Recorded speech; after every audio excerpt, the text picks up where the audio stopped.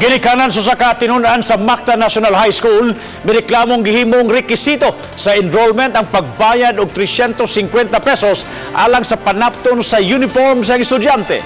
Si Luan Mirondina sa report. Enrollment, sir. Gipakita ni Dr. Freddy Agusto Inot ang usa ka gamayng papel nga mo'y nagsilbing resibo sa gibayad niyang 350 pesos alang sa panapton nga tahion alang sa uniforme sa iyang anak. Niadtong milabayng Biyernes, gipa-enroll ni Inot ang iyang 14 anyos nga anak lalaki sa Mactan National High School, isip grade 7 student. Apan nadismaya siya dihang matod pa gihimong rekwisito ang pagpalit og tela nga mo'y tahiong uniforme. Ang enrollment form sa bata dili madawat sa registrar's office for final enrollment kung walay pirma sa ubos sa tila nga nakabitong na in charge sa tila, no? But basta mo sir, kinahanglan ta mobayad og 350 pesos, no? Now, wa mi lang choice kay nisuway sa kang hangyo nila nga wa tay kwarta ang giingon nga pag-promissory letter. Nag-write tag promissory letter paghuman papirmahan sa principal. The only problem there was that wala dihang principal. Gi-question usab ni Inot ang kapakya sa tunghaan pag-issue og resibo sa gibayad niya alang sa uniforme sa iyang anak.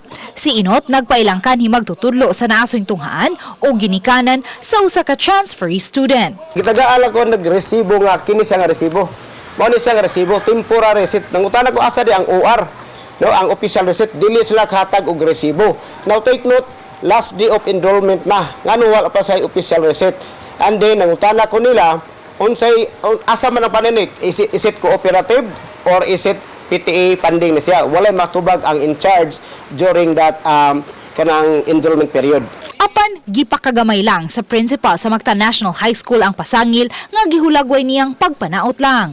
Gitataw sa principal sa Mactan National High School nga dili man pinugsanay ang pagpasulob og uniforme sa ila mga tinunan. Ang bag-ong uniforme nga gipatuman alang lang sa mga tinunan sa grade 7 o grade 11. Dili man compulsory ang uniform.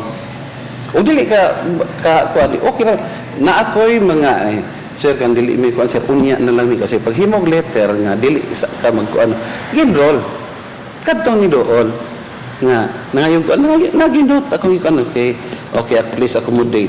Giangkon hinuon sa principal nga may pagkuwang siya sa paghatag og klarong instructions sa mga buot moduso og promissory note kay wala pay ikapalit og uniforme.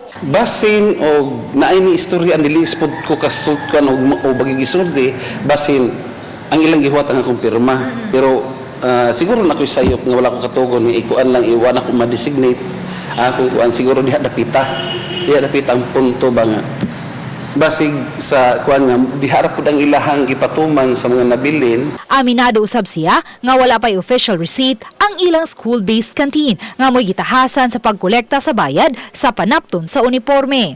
Bisag temporary receipt lang unta to okay ra siguro unta to. Na mura bag na nahimo na siyang andan minana mo to sa una ito ulay mga kuan kanina nahug lang ano niya karon nga reklamo so mana kinulano lagi Uban ni Rinanti Quiñones, Luan Mirondina, Balitang Bisdak.